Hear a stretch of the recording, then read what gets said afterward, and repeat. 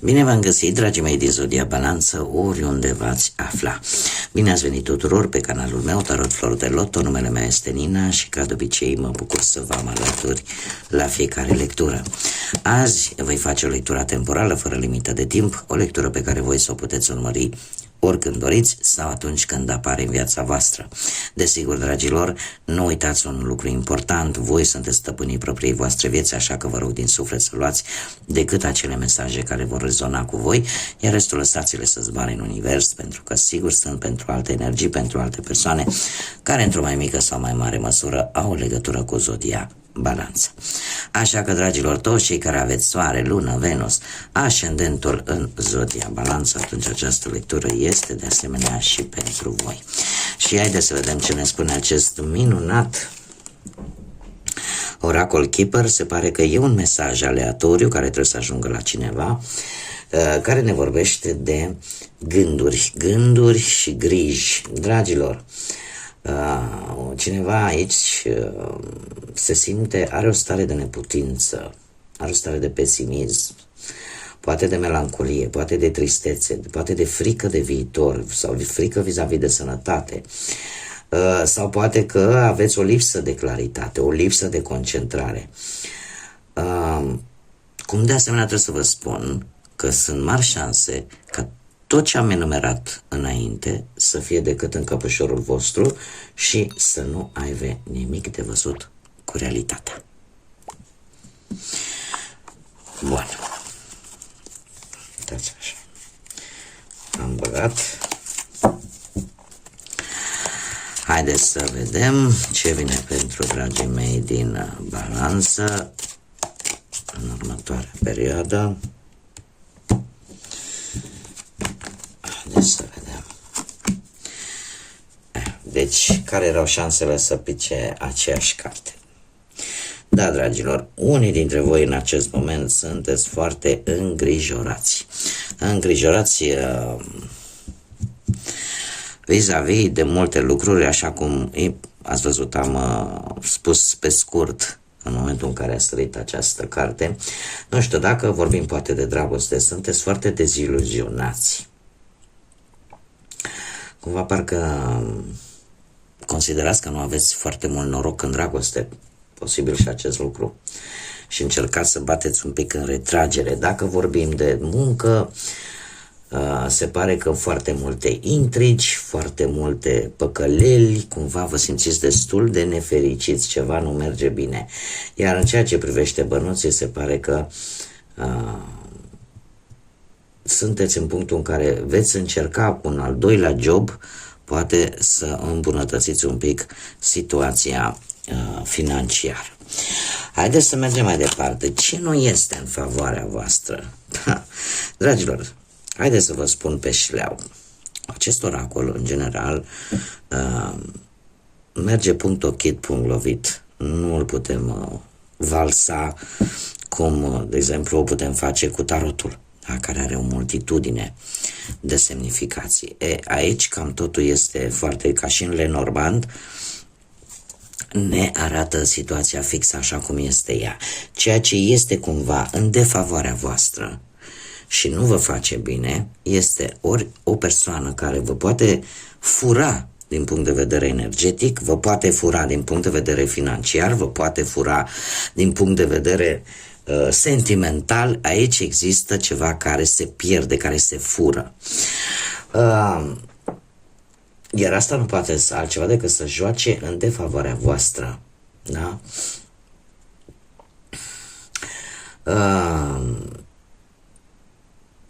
Eu aș spune că are ceva de văzut și cu o anumită irresponsabilitate.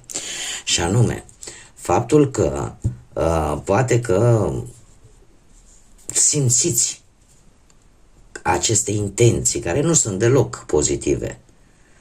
Da?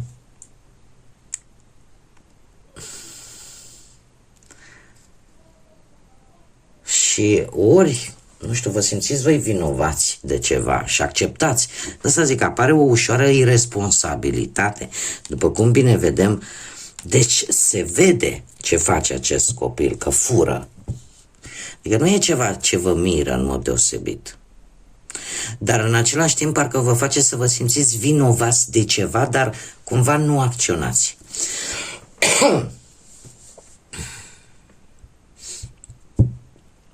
Nu știu, poate că o relație care trece printr-o criză.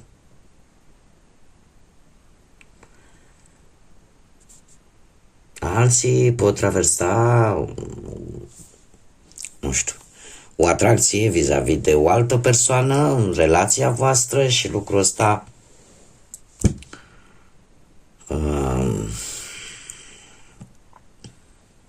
știți cum e, că atunci când ceva nu mai e cum era, și energia se schimbă și parcă nu mai ai noroc de nimic sau te simți cel puțin lipsit de noroc.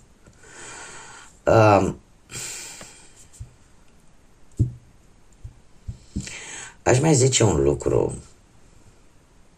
Unii e posibil chiar să nu fie în favoarea voastră, tocmai pentru că poate ați pierdut un job.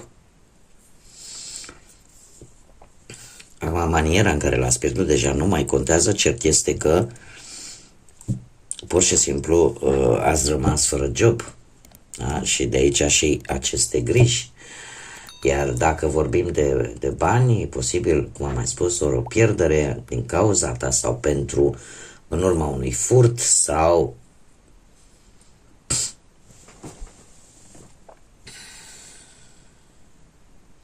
e posibil să fie o pierdere temporară, nu e neapărat să fie pe termen foarte lung, dar lucrul ăsta cumva clar nu a fost în favoarea voastră.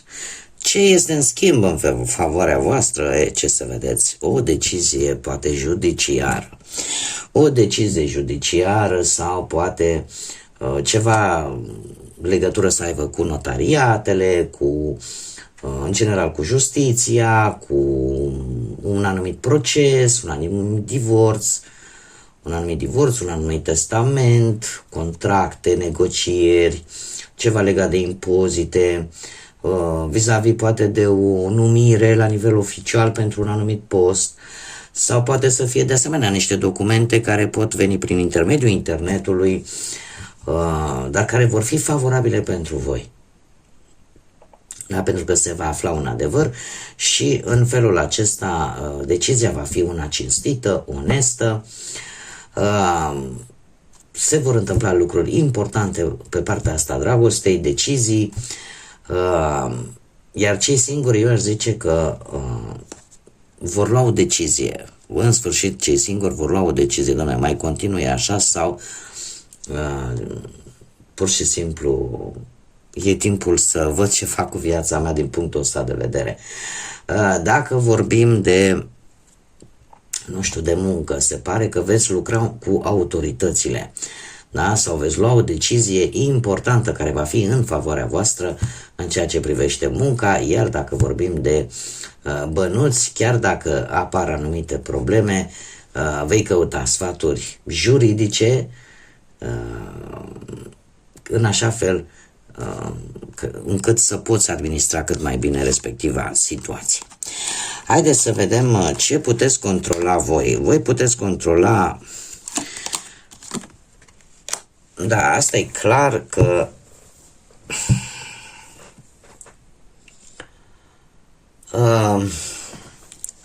e clar că este vorba în mare parte despre anumite proceduri legale. De ce? Pentru că ce puteți voi controla este relația voastră cu anumite persoane din jurul vostru, că e vecinul, că e vecina, că e mama, că e tata, că e bunica, deci membrii din familie sau că sunt prieteni, în general cercul vostru intim, unde există, se pare, un anumit control sau voi puteți controla relația cu aceste persoane. În schimb, ce nu puteți controla este, cum să spun eu, anumite lucruri publice care țin poate de procuratură, de avocați, de poliție, de notariat, de partea asta financiară, da? Chiar și de medici, chiar și de examinatorii ăștia care fac pentru școala de șoferi, în general, tot ce ține de aceste lucruri, da? Tot ce ține de lucruri publice. Iar aici voi nu aveți niciun fel de control. Ce ne spune despre acest lucru? Că se va găsi o soluție. Se va găsi o soluție în care voi va trebui să înfruntați o anumită situație și să găsiți, iar această soluție, cum să spun eu, o veți găsi cu ajutorul unei alte persoane, unui alt specialistă, da? O comunicare cu un anumit specialist din domeniul ăsta public. Dacă vorbim de partea asta sentimentală, ar trebui să existe o comunicare mult mai bună pentru a rezolva și asta cumva se pare că nu depinde de voi. Nu puteți voi controla lucrul ăsta. Dar se pare că va exista, vă place, nu vă place, o anumită comunicare, vi se va comunica ceva. Haideți să vedem ce ne spune și tarotul. Ce vine pentru dragii mei din Balanță în următoarea perioadă?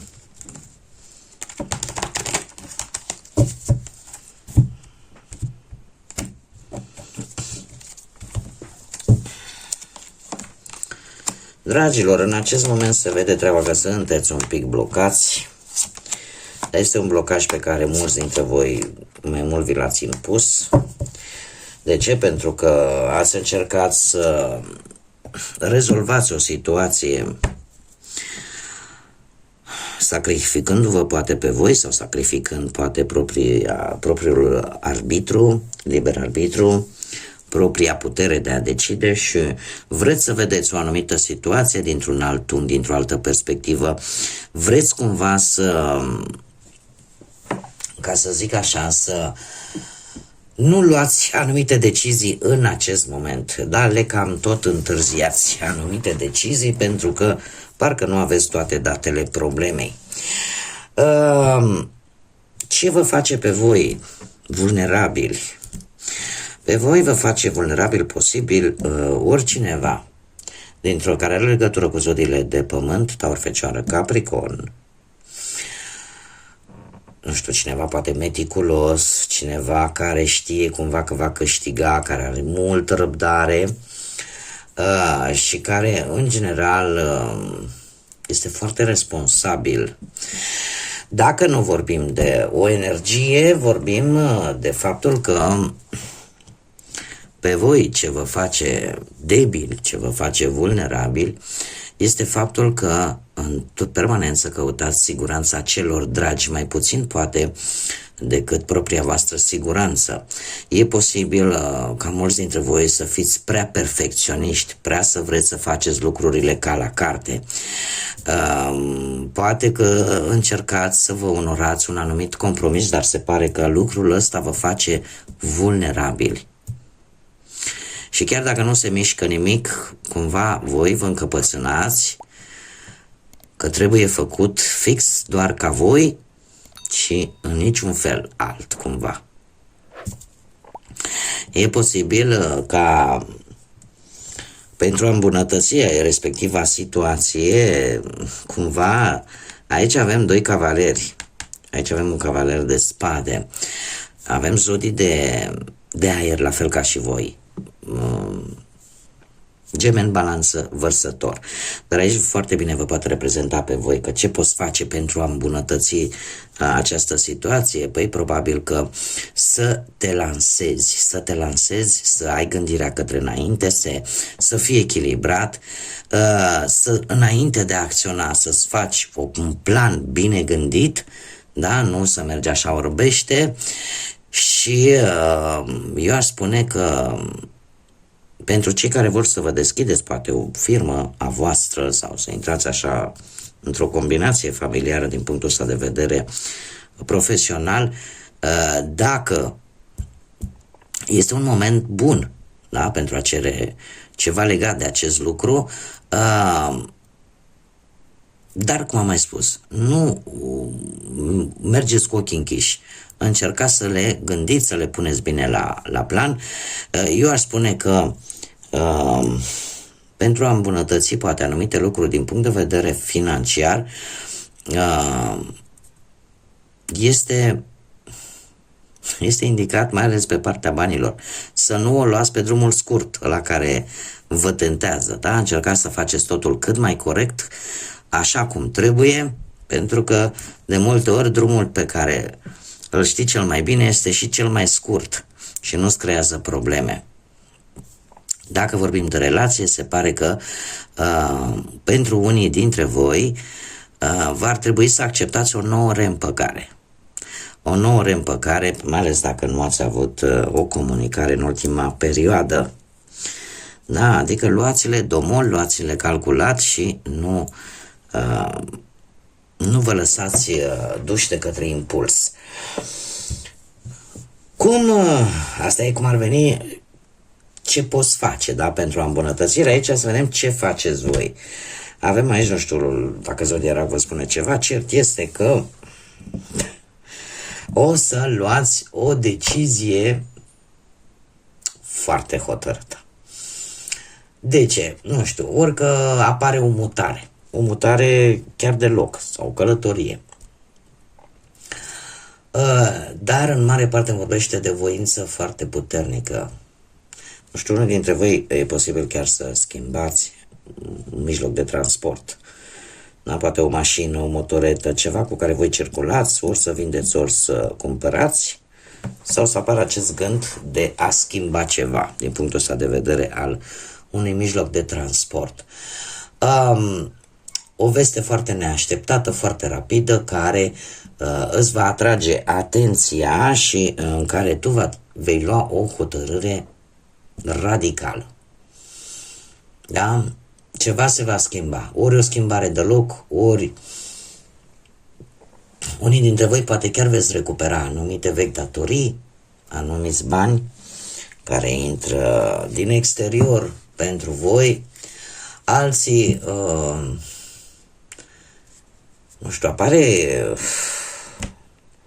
o nerăbdare în ceea ce privește relațiile pentru unii dintre voi. Să urgentați repede anumite situații legate de relația voastră, care mare grijă e posibil ca, știți cum e proverbul, graba strică treaba. Să nu stricați mai mult decât să construiți în relație.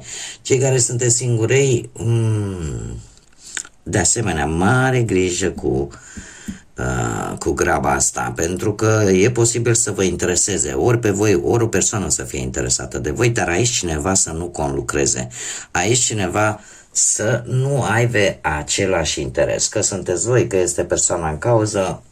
Ar fi mai cinstit, mai corect să spuneți: domne, nu mă interesezi, sau cumva persoana respectivă să vă spună că nu e necesar să vă pierdeți timpul, pentru că ar fi mai indicat să fiecare să-și vadă de drumul lui. Asta ar fi o variantă. Ar mai fi o variantă în care, într-o călătorie, să vă întâlniți cu vechi iubiri. Da? Sau pur și simplu, pentru unii dintre voi care puteți rezona, desigur, cu această informație, există cineva la distanță căreia voi nu i-ați acordat foarte mare atenție, dar care se gândește tare mult la voi. Haideți să vedem ce ne spun îngerii, ce mesaj au îngerii pentru voi, dragilor din Balanță, pentru următoarea perioadă. Chakra inimii. Se pare că dragostea este esența materiei însăși. Inima este centrul corpului fizic și face parte din el, este acea mare sinteză, face o mare legătură cu dragostea, cu iubirea. În cazul tău, a iubi și a fi iubit, iubită, din toată inima, nu a vine cu absolut niciun risc, așa că suntem lângă tine pentru a te sfătui și a-ți aduce protecția noastră. E ca și cum mai spune, mulți dintre voi sunt sigură, la un moment dat, probabil că ați trecut printr-un divorț, ați trecut printr-o situație neplăcută în ceea ce privește partea asta amoroasă și probabil că ați spus: nu mai îmi trebuie, nu mai vreau. Până aici, da? Trebuie să vă spun că atâta timp cât refuzăm să primim iubire și să și dăm iubire la rândul nostru, cumva inima asta se închide. Și sfatul îngerilor este acela de a nu închide aceste porți, pentru că nu toți suntem la fel și dacă poate să a avut ghinionul să nu fi cu cine trebuie, asta nu înseamnă că toți suntem, adică nu putem să-i băgăm pe toți în aceeași oală. Da? Toate persoanele să le băgăm în aceeași oală pentru că unul singur a fost cum a fost. Și mesajul grădinii magice îți sugerează să te miști, pentru că o piatră care se rostogolește niciodată nu va avea mâzgă pe ea, nu va prinde mucegai mâzgă, da? Așa că ți se sugerează să te miști în permanență, să nu stai pe loc, cel puțin în următoarea perioadă, în așa fel încât lucrurile să fie cât mai fluente și să nu se stagneze. Da, cumva trebuie să vă mișcați, să obțineți informațiile necesare și să luați inițiativă. Bun, dragilor, cam atât am avut de spus pentru voi. Eu vă mulțumesc pentru atenție, vă mulțumesc desigur pentru like-uri, mesaje și distribuiri și faptul că vă abonați. Vă aștept cu mare interes în continuare cu aceleași gesturi minunate de la voi. Până data viitoare când ne vom reîntâlni, numai bine vă doresc și desigur să fiți iubiți, dragilor.